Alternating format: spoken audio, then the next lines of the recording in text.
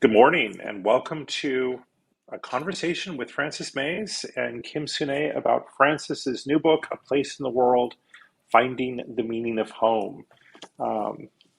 She's joined this morning by Kim Sunee, who is a cookbook author, a memoirist. Her memoir, 2009, Trail of Crumbs, explores the role of home, of food, of family, and connection. Frances, of course, has written extensively about travel and journeying. And in this book, she is sort of responding to those places and the pleasures of home, taking us from the South to Tuscany and other places. It's just a beautiful book. It came out this past Tuesday. This morning's event is brought to you by Rakestraw Books. I'm Michael Barnard. I own Rakestraw Books, and Warwick's Books in La Jolla, California. And we are absolutely thrilled to be working with our friends at Warwick's. Happy to have Frances back, even virtually, and so pleased to meet Kim. So Frances is going to talk about the book for a couple minutes, and then I will bring Kim back on screen. They will chat for about half an hour, 35 minutes, and then I will come back and moderate questions from all of you. If you have questions, feel free to drop them into the Ask a Question box at the bottom of your screen. And there's Julie from Warwick's saying hello. And then if you can, order books. If you're closer to Warwick's, order a book from Warwick's. If you are closer to Rakestraw Books, order from us. And I know that both of us will be very happy to ship. So if you're out of the area and you'd like to support us, I know we will both be happy to get orders. So thanks for being here. Kim and I are going to disappear, and then Frances is going to talk for a few minutes. Michael, thank you. Michael came over to Tuscany for a little bit this summer, so we had a chance to visit. And Julie, thank you. Rakestraw and Warwick's are two of my very favorite bookstores, and I've been to a lot of bookstores on tours, and they do such a wonderful job. I wish we were there in person, but it's wonderful to be here with people from so many places. So my new book just came out last week. Very exciting. I love the cover. It's by Nell Blaine. She's a Southern artist. She's no longer with us, but it just kind of said to me exactly what my book was about. The landscape outside, which is alluring, but the wonderful interior that grounds you. So I saw this painting. I said, I've got to have that as the cover. I wrote this during COVID. I doubled down during that time and actually wrote 2 books during that. I also moved twice, which, as everyone knows, is a crisis in itself. And I was overseeing a restoration project here at Bromosole. I'm in Tuscany. It's 6:30 here. We're across many time zones because Kim is in Alaska, and it's very early for her. So I saw someone's from Brazil. So we're just all over the place with time. And time is one of the questions in this book that we'll talk about later. But I was overseeing a restoration project here at Bromosole, where I've lived now for donkey's years, just forever. I think this is our 3rd major restoration. So that's been going on. It's kind of still going on. But all that happened during COVID. But there was also that gift of time. Not everything was too horrible, but because we all got a chance to reassess things and to see what we really wanted. I started writing the book because I was living in a place I thought was my forever home, not to sound like a rescue dog, but I thought I was going to live there forever. It was a farm. It was a world. It had a huge garden. It was on the river. And I had lived there 12 years thinking, no matter what happens, this is a world. I even couldn't leave here. It would still be enough. And during COVID, I didn't realize at the time it was a phenomenon all over that people were moving and created that huge housing boom where prices went out the window and everyone was kind of reassessing. I didn't realize that at the time, But I think in times of crisis like that, it does make you examine the ground you're on. I've always been a traveler. When I was a very tiny child, I started wanting to have a little suitcase of my own. And I always had the vision of myself as a traveler. And I've written many books about travel, about place, mainly Italy, but a place in the world. I mean, a year in the world was about lots of places. So in that time of being at home a lot and then moving, I was really reassessing what is home and why do you stay in a place, or why do you go? And thinking of, in my life, there's always been this big balance between travel and the pull of home, because I'm also really a domesticated person. And these questions kept coming up, and I started looking through other writing I had done, and I realized that home had been almost as big a subject to me as travel. The two passions, obsessions were equal. So I pulled together some of the essays I'd written about momentary homes and places I would like to have lived, as well as places that I had lived. And then I wrote a whole lot of other material. And it was really a joy to put this together and to really deeply consider what home is. And I wasn't really able to get with any definitive answer, but it just raised questions to me that were interesting. And to me, the questions are always more interesting than the answers. So that's what this book is about. And now maybe we can talk about it with Kim. There she is. All right, I'm not frozen, am I? No, you're here. Kim and I have been friends forever. And every time we get together, we just cook like maniacs. She's such a wonderful cook. How fun to be in the kitchen with you, Frances. Yes, it's so fun. Thank you for including me in this. Your book is so beautiful. The writing is incredible. I remember when you talked about writing this book, and it made sense to me because, you know, some of the things you said about questions and how they're often more important, but to go back to time and home and travel, it's almost like you can't have one without the other in some ways. And yes. I don't know how you do it. Every time I see you, you're in one place for 6 months and then you're off somewhere else. But I think one of your superpowers is being able to be at home and at ease and even the most strange places. How do you do that?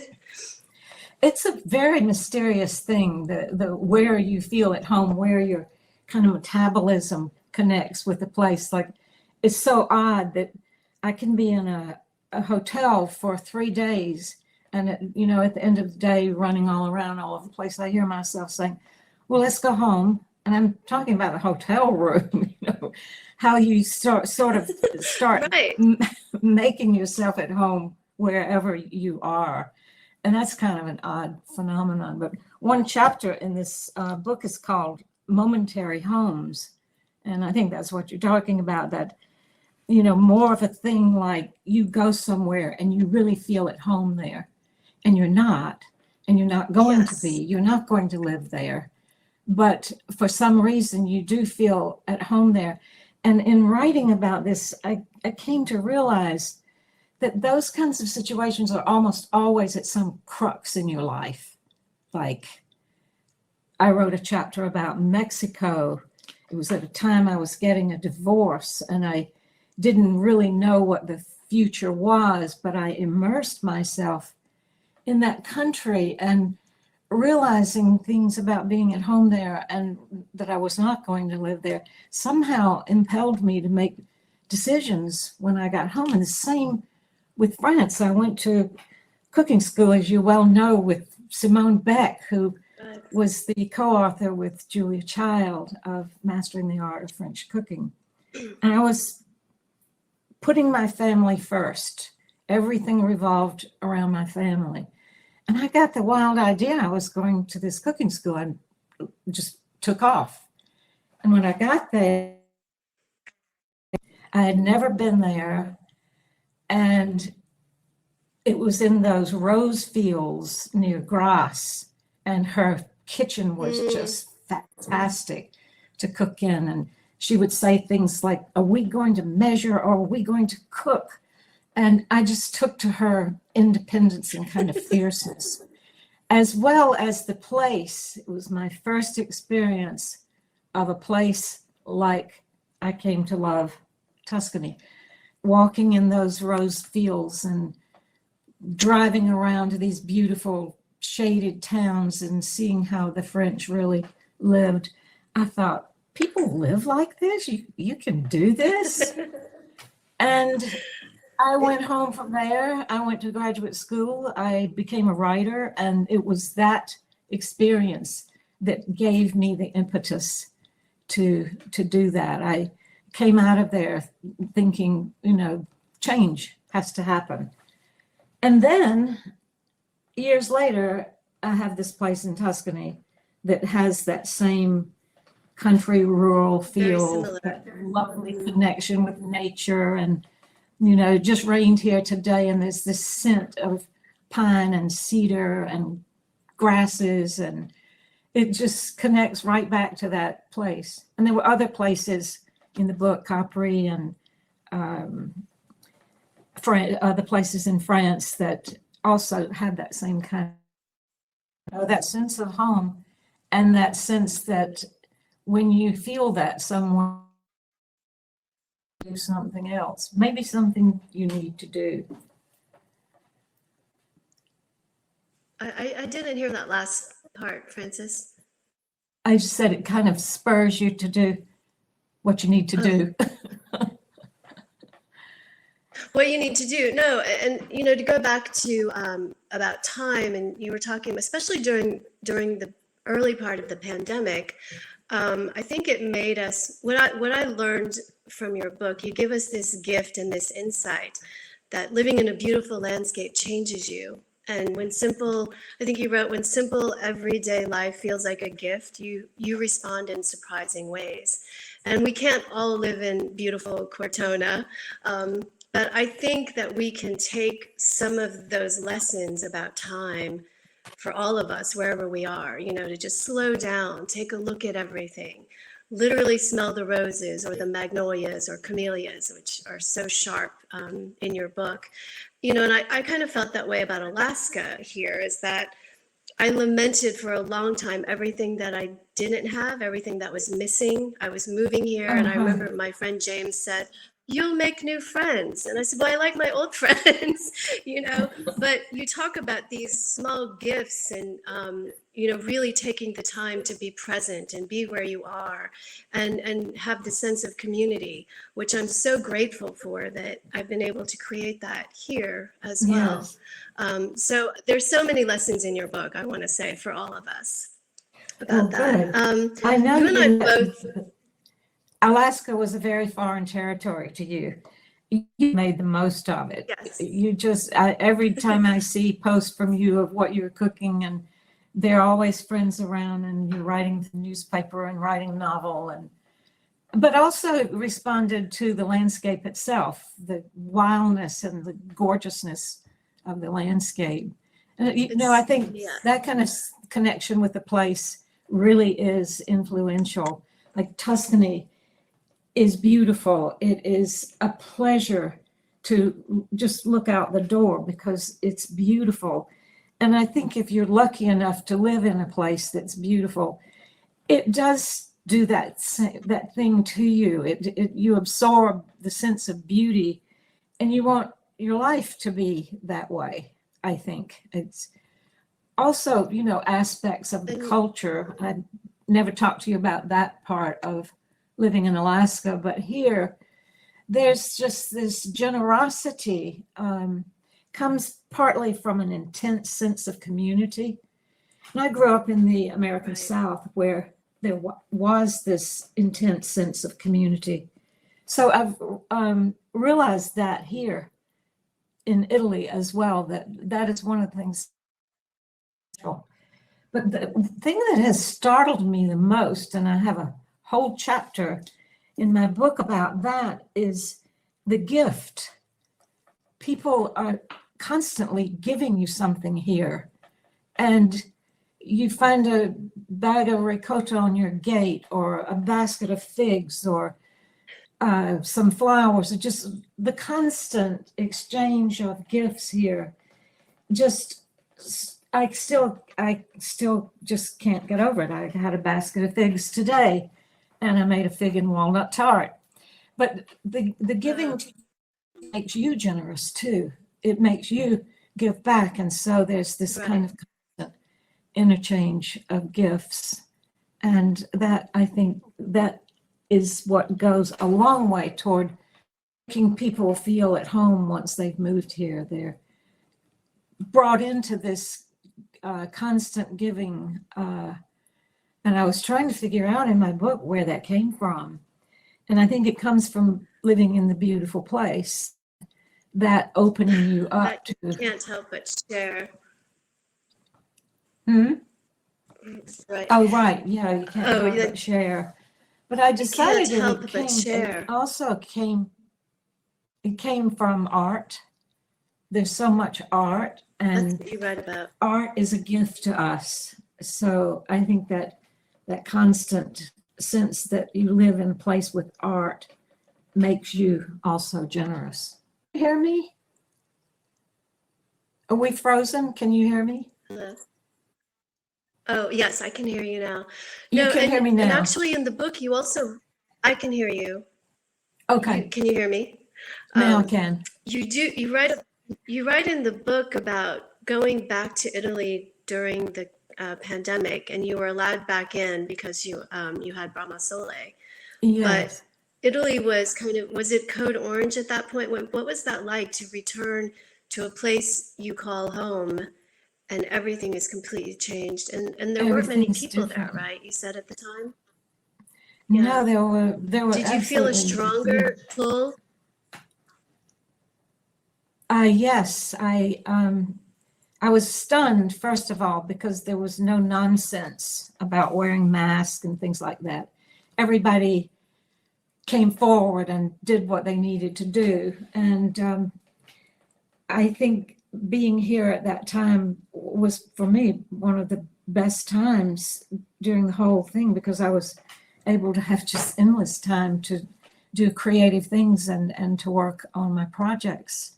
So I loved being here, but we were under lockdown here like we never had in America ever. I mean, you had to fill out a piece of paper with the police to go beyond your immediate surroundings. And you had to line up and go in the grocery store one at a time. And nobody misbehaved. It was amazing. And they did what they needed to do. But also, the plague happened in Europe in the 1300s, and memory is long in Europe. So they still remember the plague in their DNA, and their old doors of the dead in town where they used to take the plague dead out. There's the remnant of the old plague house. So there's still, a sense of knowledge that half the population can get wiped out. It made them really look up and do the right thing. Still deeply haunting. Speaking of that and being haunted, there is, this is a little switch of a subject, but you and I both view food, I think, as touchstones. And there's this really charming chapter, and I don't know where this came from, but there's a section in the book called, is it The Ghost in the Kitchen, or the non-ghost? Well, it's a non-ghost ghost, right? So for those of you who haven't read the book yet, I love this section. And I don't know, Francis, if you want to talk a little bit about it, because I think it's haunting and charming, but it brings the question of, food, and how does it both transform and haunt us, and these food memories and taste memories. So do you want to tell us a little bit about that? Yeah, ghost in the kitchen? The ghost in the kitchen. A long time ago, I read this book called The Poetics of Space by Gaston Bachelard. And one thing he said in that book is the house should protect the dreamer. And I've always loved that quote because, thinking about what is home. I mean, home is four walls and it's where you are protected from the wolf. Home is where you are protected, but he says it protects the dreamer. And I've thought about that a lot because the house does protect the dreamer. It gives you the place where you are creative. It's the place, like when you're very young, you have a vision of yourself. And my vision was I wanted to be free. I wanted to be a voyager in the world. I wanted to be a writer. Yeah. And I have felt that my homes have helped me be those things. And sometimes in mysterious ways, like the ghost in the kitchen. I have insomnia always. And in my farmhouse in Chatwood, I don't believe in ghosts at all. I think anybody starts telling me about a ghost, I don't want to hear it. I don't want to hear it. But I was awake and these smells were coming up the stairs and I could smell things being cooked. And I would creep down into the kitchen because it was so strong. This happened maybe 4 times. And I knew that there was like no very ghost. specific sense. Yes, very specific. It was almost like recipes. Pasta with 4 cheeses, right? Yes, pasta with sausage and 4 cheeses was one of them. And so there was no ghost. I would go down and, turn on the light and everything's normal. But about a month after that, I started writing a cookbook. And I had not planned to write a cookbook. Right. But I think the way the house gave me these senses of something is being prepared for you kind of came from living in this house. That sounds a little mystical, but I just didn't know where this idea for the cookbook came from because I've written one and I'm not a person who likes the 1/4 teaspoon, and the eensy pinch of salt and this kind of stuff. So cookbooks are really hard for me to write. But I got the idea I'm going to do a pasta cookbook. I've always loved pasta. We have pasta all the time. I have so many great recipes. So that came from the ghost who cooks. So I think, the house that is your home, you interact with it. It gives you things. It gives you things you didn't have. And after I wrote that chapter, I started thinking about how I love the houses of my friends. And you think of your friend in that place. When I'm missing someone, I think of, their whole context and where they are and what they might be doing in their house, sitting on their porch, drinking iced tea or pulling up weeds or doing whatever they do. So in this book, the houses of friends became really important. I wrote maybe 10 or 12 descriptions of my friends' houses, which I also wanted to be a description of them. And that was really fun. My friends haven't seen this yet, so I hope they like it. Oh, they will. You've also included some wonderful recipes in the book. Cakes from your mother. And a friend of yours, speaking of this chapter, wrote that comfort food is sort of like recatching a dream, which I think is so lovely. And how does a dish become a symbol of home? I think food is home. There's the taste of home. You taste it. You know exactly what you had there. And even when you think of friends' homes in your childhood, you can remember what their mothers made. Edna Lula Ward's mother's potato salad, all these things, the church dinner on the grass, and just home and food are just kind of the very same thing. And in my home, my mother made monumental cakes. And she the way you describe them is just amazing. She would come into the dining room. It was like presenting, something to the queen or something. She'd bring these cakes into the dining room, and her lemon cheesecake, and it wasn't a cheesecake, it was just a lemon curd kind of cake, and lane cake, and Right. the German chocolate Coconut. cake, and all these things.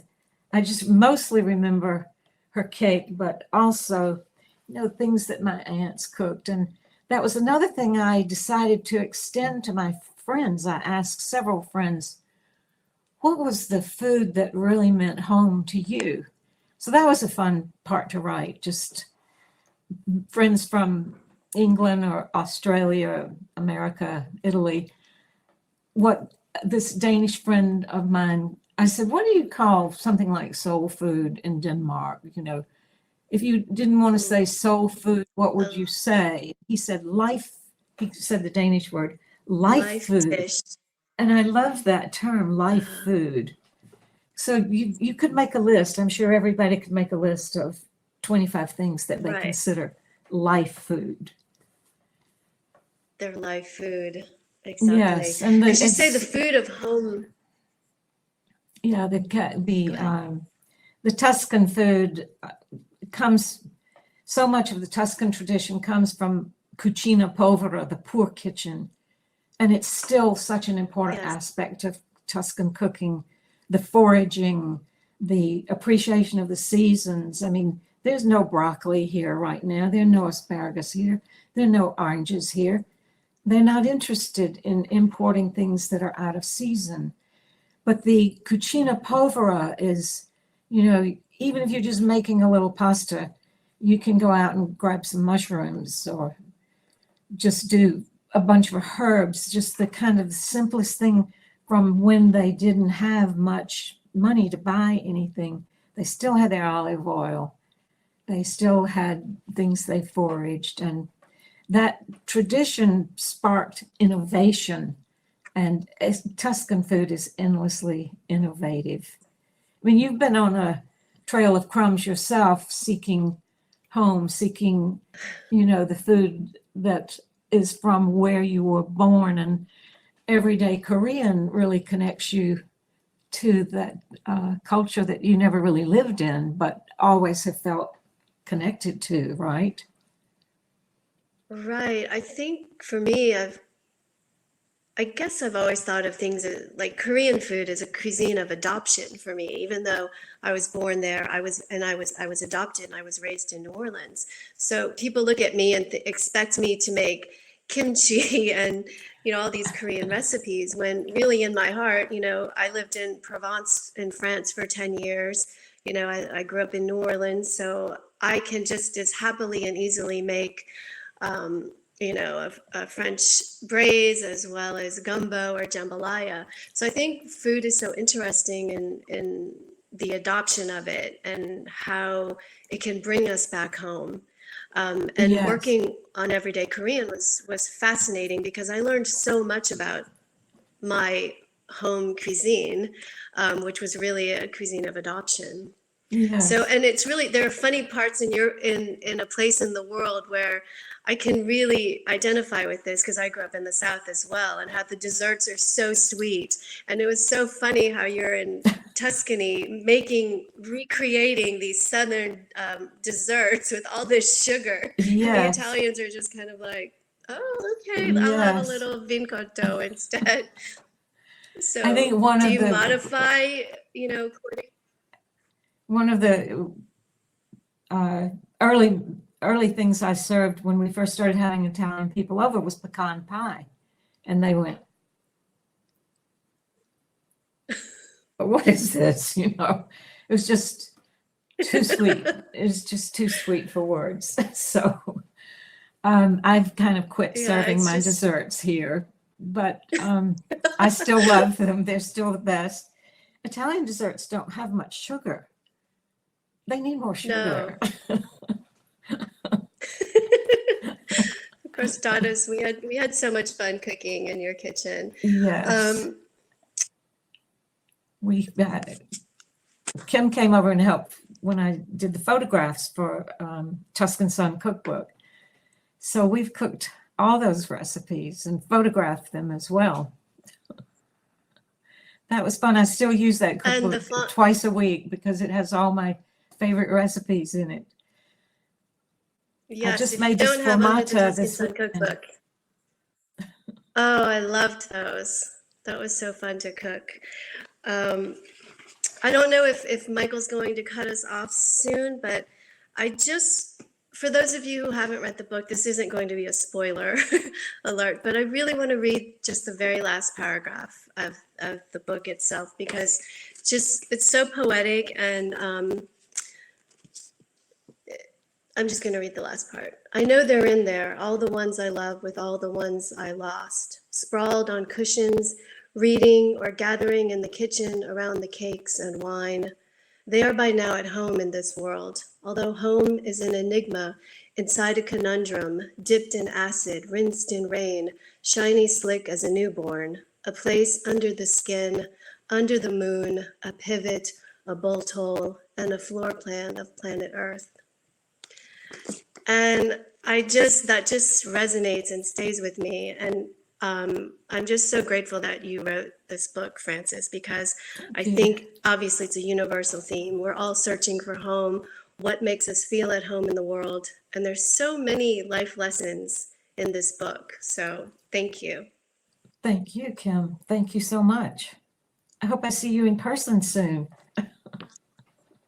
Yes, I'll probably come see you in Durham this fall again. Okay. And then we'll Tuscany in March. That was lovely. Thank you. So, it was fun. It's always fun to talk to Thank you Kim. for having us. It's always fun to talk about home and Italy and travel and food. Yes. And read about it as well. Absolutely. So, well, let's just segue from that last food conversation. Linda from San Diego says that she made your pomarola sauce last night to put over melanzane frite, fried eggplant. Is there a recipe that evokes a sense of home for you or a go-to that you often make when you arrive home from somewhere else? Oh, but when I arrived back in the U.S., our just go-to is Tuscan ragu, no matter where we are. And as soon as we get home, we have this huge pot. So we make a triple recipe of ragu, and we freeze portions of it. So that, even getting back to North Carolina, that's still about the first thing we do is make a huge ragu. Same thing when we get here. It's just the way we get started in our place to settle in with this home life food, as our Danish friends call it. The life dish. And that ragu recipe is in A Place in the World as well. Yeah, right? it is. That particular one. Yes. Yeah. Neha writes, I read A Year in Provence by Peter Mailey last year, and it had an indelible effect on me about the value of community and great food. Your work reminds me of his because you're both such gifted writers. Were there any travel memoirs that inspired you in your writing? Oh, so many. I've always loved the travel narrative, and I read them all the time. I particularly early on fell in love with Freya Stark. She was an American woman an English woman, actually, I think. English. She traveled to Assyria, and says that women just didn't go at that time. And she wrote about it so beautifully. She has 5 or 6 books that I really loved. I have always read Patrick Learmer. He writes a lot about Greece, and he kind of showed me Greece, and just so many people who write about place, like Jose Maria Arguedas showed me Peru. It feels like Aram Pamuk showed me Istanbul. There's so many writers that I continue to seek out to make me ready to travel again. Out of Egypt by Asiman, excellent, wonderful book. Anne Cornelison's Torre Greca and Women of the South. She showed me what life in the south of Italy was like in a way I never would have known otherwise. And I love this travel writer hardly anyone has ever heard of, named Kate Simon. She wrote a book called The Places in Between, and she introduced me to the places in Italy that weren't written about very much at that time.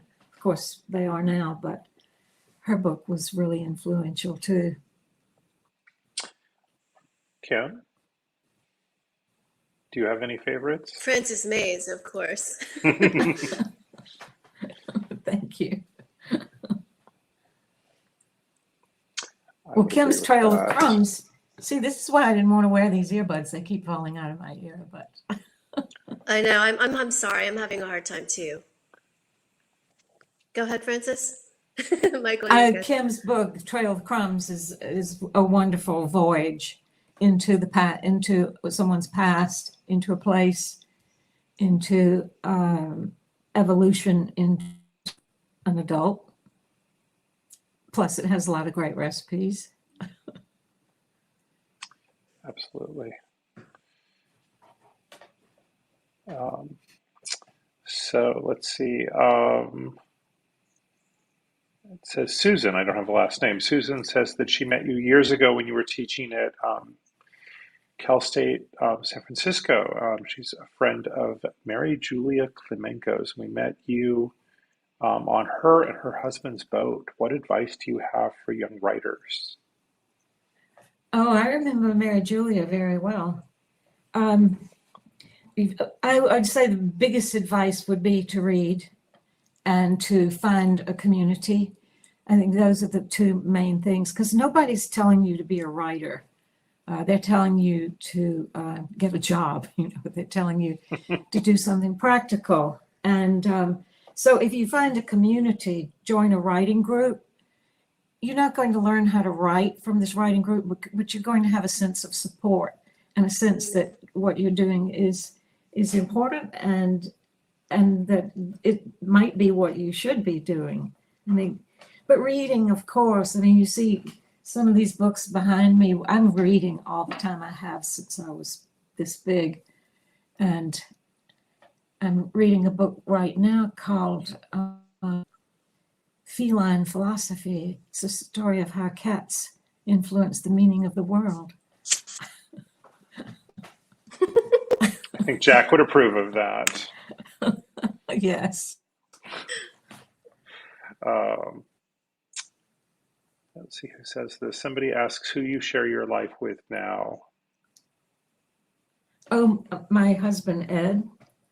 We've been here together in Tuscany all these years. And I have a daughter. She has a husband. I have a grandson and 2 cats. But I also always think of all my friends as really close, like family.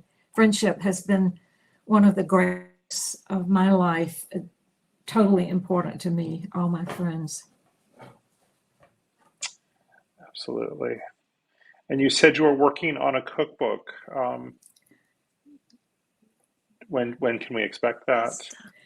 It's coming out in March from Abrams. It's called Pasta Veloce, fast pasta. And the idea is that you put the water on to boil and make your sauce in the time it takes for the water to boil and pasta to cook. So everything's fast, veloce. It's a gift to me because often I'm doing something until the last minute and then it's time for dinner. Oh dear, what am I going to make? So now I have all these recipes that I'll have handy. Yes, one of my friends said that the thing with school lunches is that they have to be made every day. Yes. So somebody asks, are there movies in the works right now based on either your life, your travels, your home, or the novel? Women in Sunlight. Women in Sunlight is it's in pre-production right now. That was my novel about 3 friends in North Carolina, older women who, on a whim, kind of on an iron whim, come to Tuscany and surprise themselves by trying to return to and being able to that early vision that I was talking about. When you are very young, you have a vision of life and what you want to do, but life interferes and you pull this way and this way and this way, and sometimes you don't get to where you thought you were going. So they get to Italy and they find themselves able to rupture their early visions of themselves. And that was exactly what I was writing about. And it came through sense of adventure, sense of friendship. So that book is being made into a movie by Waters End Productions. They were producers of the movie Call Me By Your Name. And Tom Dolby is going to be the director. The screenplay's done. With movies, you never know whether they'll actually happen, but I think it looks good. Looks like it might happen. That's great. And Tom does a good job. Yes. I watched Under the Tuscan Sun on my flight home from Italy this spring, and I had never seen it because I had loved the book so much. I had always been apprehensive of the movie. And Yeah. I can see why so many people love it. It's just it's so lush, it's so magical. Like, I don't remember that fountain there. But it was interesting to see the changes and what they had amped up. And Yes. Yeah. No, the it was a lot of fountain was a fun. big part of the movie, but the fountain never was here. It was made out of Yeah. resin. But they did such a great job. I was in the piazza one day and I heard this English tour guide saying to her group, and this is Cortona's famous Baroque fountain.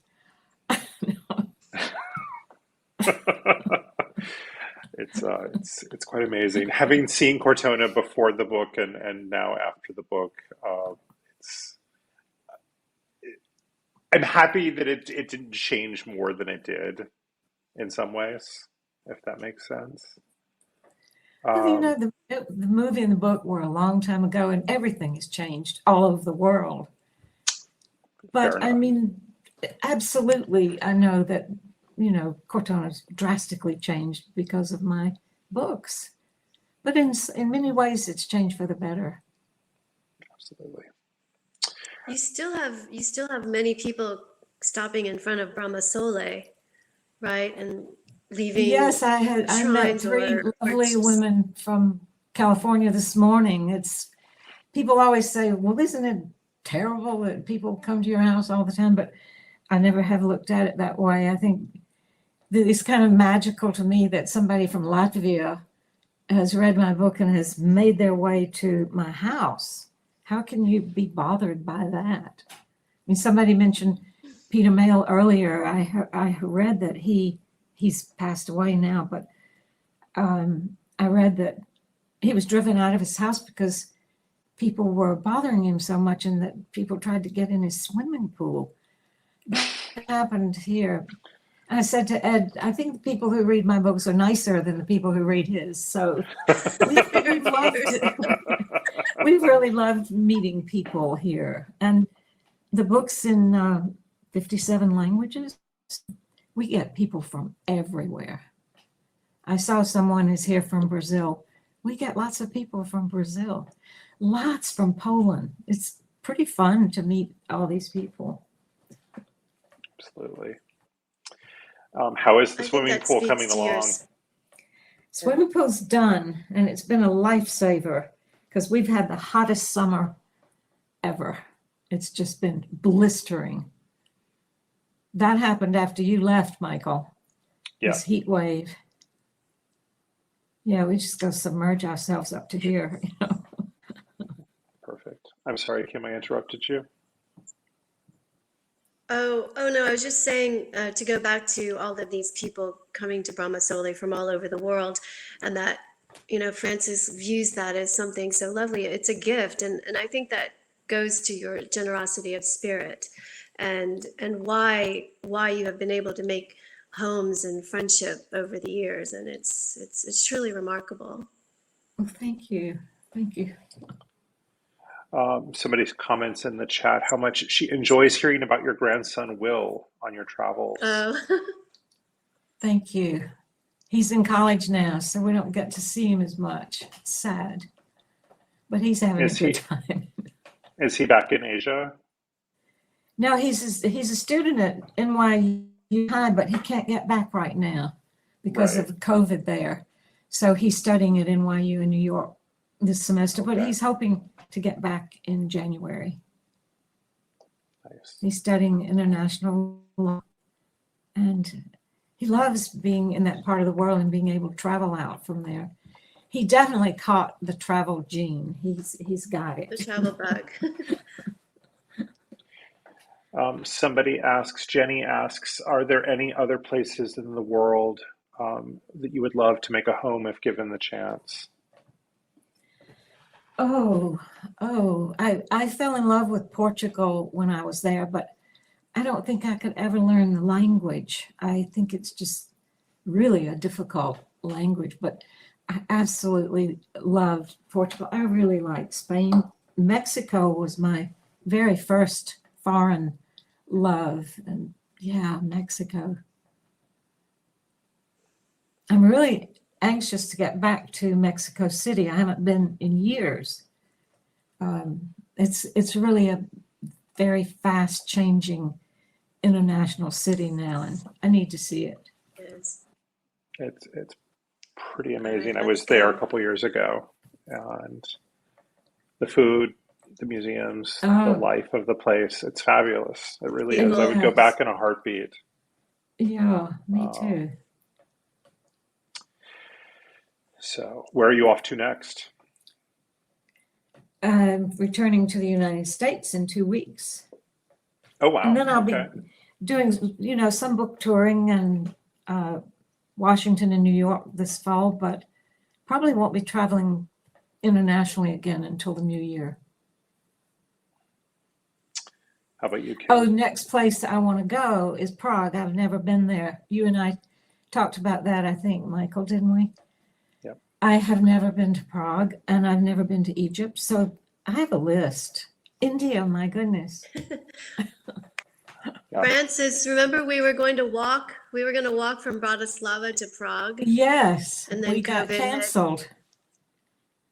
I think we still need to make that journey. Yes, I think so too. It was such a nice walk, but it got canceled because of COVID.